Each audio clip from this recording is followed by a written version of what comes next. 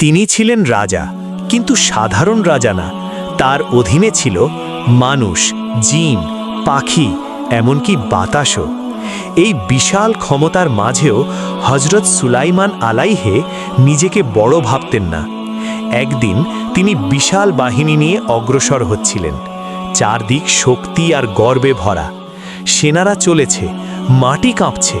ঠিক তখনই একটা ছোট্ট পিঁপড়ার কণ্ঠ শোনা গেল, হে পিঁপড়ারা, নিজেদের গর্তে ঢুকে পড়ো, না হলে সুলাইমান আলাইহের বাহিনী অজান্তেই তোমাদের পিষে ফেলবে।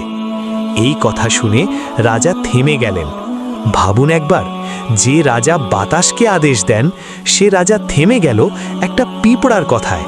সুলাইমান আলাইহে হেসে উঠলেন, অহংকারে নয়, কৃতজ্ঞতায়। তিনি বললেন, হে আমার রব, আমাকে এমন বানাও যাতে আমি তোমার দেওয়া নেয়ামতের কৃতজ্ঞ থাকতে পারি।